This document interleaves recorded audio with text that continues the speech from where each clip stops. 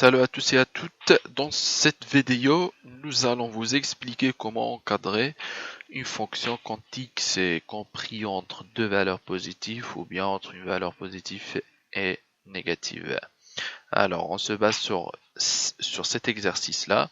Alors, soit x un réel tel que x compris entre 1 et 2, encadrer les expressions suivantes. Voilà, on commence par la première expression. Alors, a, on a quand x est compris entre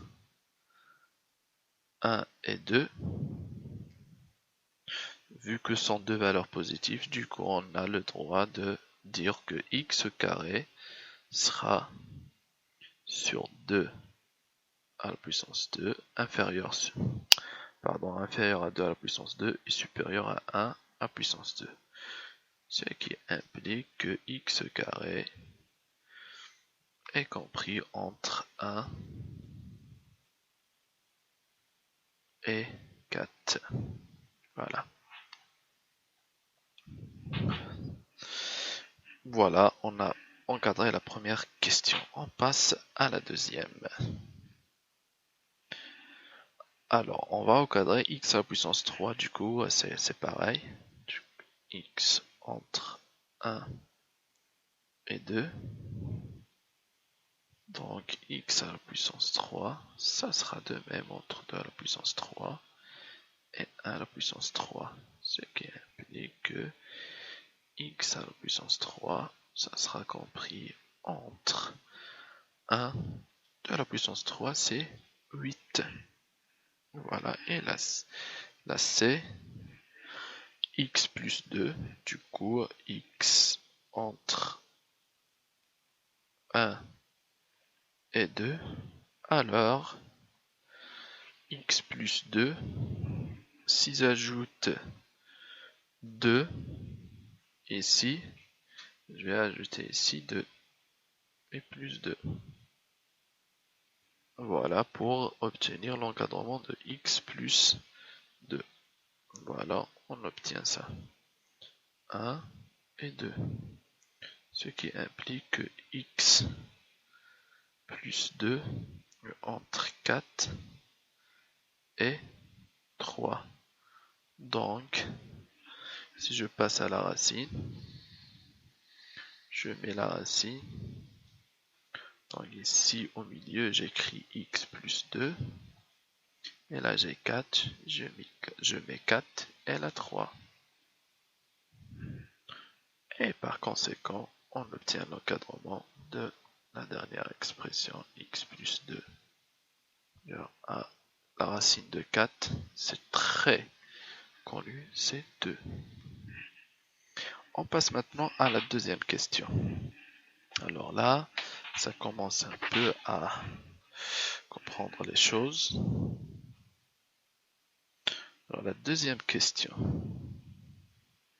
Alors nous devons maintenant, on a déjà, si vous voyez, ce n'est pas la peine de pour encadrer cette expression. Il faut d'abord encadrer x à la puissance 3 et x à la puissance 2. Nous l'avons déjà encadré dans la question précédente. Du coup, ce n'est pas la peine de réécrire ça. On a le droit de les utiliser. Du coup, on a... J'écris en noir, c'est mieux. Alors, on a déjà encadré, on a x à la puissance 3 entre 1 et 8 et x carré entre 1 et 4. Donc, x à la puissance 3, ça reste entre 1 et 8. Mais là, qu'est-ce que j'ai? J'ai moins x carré. Du coup, il faut que je trouve un encadrement au moins x carré. Du coup, si je multiplie ici par moins, alors l'ordre ça change. Ça devient ici 4, mais il faut la multiplier par moins. Et ce 1 devient ici moins 1. D'accord? Du coup, on va dire que, voilà, si je le mets, moi je préfère écrire comme ça, 1, 8, et moins x carré entre moins 1 et moins 4. Du coup, la somme, ça sera x à puissance 3 moins x au carré. Ça, c'est au carré, ça. Je vais la réécrire pour qu'il soit clair. Du coup, là, on obtient quoi? On obtient 1 moins 4 et 8 moins 1. Donc, x à la puissance 3 moins x au carré est entre moins 3 et 7. Du coup, la fonction cette expression-là peut prendre les valeurs comprises entre moins 3 et 7. Maintenant, on passe à l'expression qui comporte la racine. Alors maintenant, on a déjà, même ici, on va pas re-encadrer x3, on va l'utiliser directement, du coup, ça devient pas compliqué. Voilà l'encadrement de ça. Alors, on a déjà, pour la deuxième, ça c'est pour la première, on a déjà x à la puissance 3 est compris entre 1 et 8. On a déjà trouvé.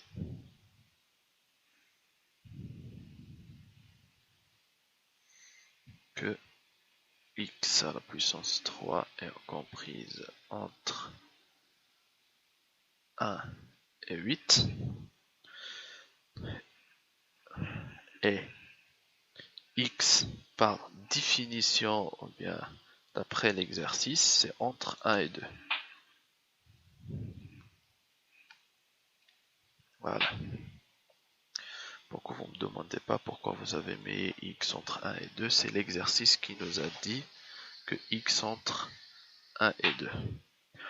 Alors, si x est entre 1 et 2, que peut-on dire de 1 sur x? Eh ben voilà, 1 sur x, ça sera entre, en inverse, le remplacement, et on fait l'inverse de chacun. 1 sur 1, ça c'est l'inverse de 1, et l'inverse de 2 c'est combien?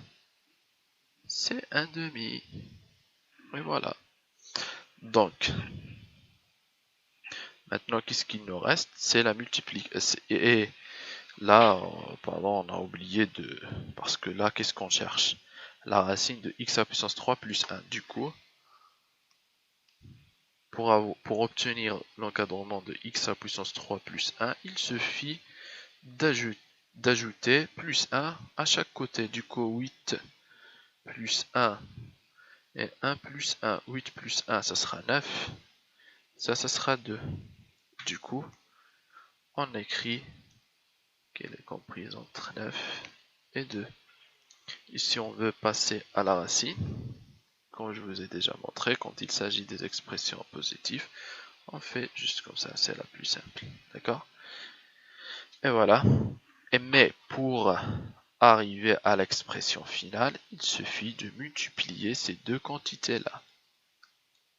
Je les ai multipliées. Alors, je vais effacer ça par là et je vais le mettre ici. Alors là, 1 sur x. Je vais le mettre ici.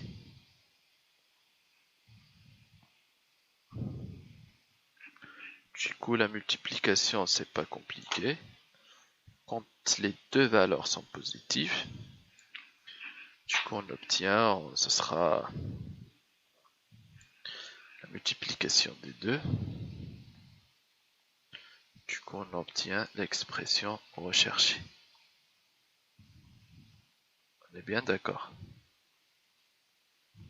Alors, racine de 2 fois 1 demi, c'est exactement racine de 2 sur 2. Racine de 9, c'est 3. C'est racine de 9 fois 1. C'est racine de 9. Et racine de 9 est égale à 3. Du coup, on écrit directement 3.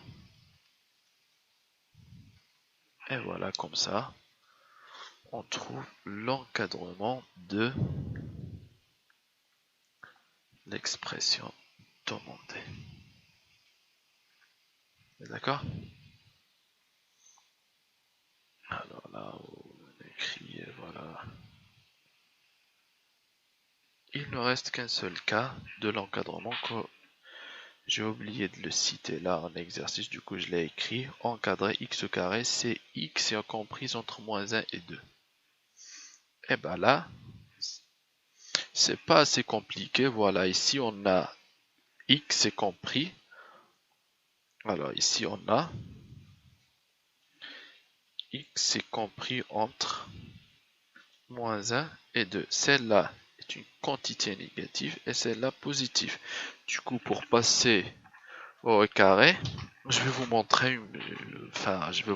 une méthode qui sera, alors, si je mets moins 1 au carré, ça va me donner 1. Si je mets 2 au carré, ça va me donner 4. Ou bien c'est vaut mieux, là, si on fait que, pour bien illustrer ce que je veux dire, c'est mieux d'écrire ici entre moins 3. Voilà, comme ça devient, l'exercice aura un sens. Moins 3 et 2. Voilà. Pour voir mieux ce que je veux dire.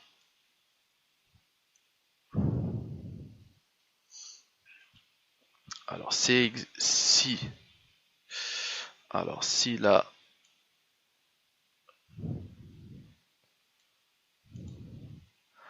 alors si l'exercice, si x est compris entre moins 3 et 2, et ben là, ça sera un peu compliqué.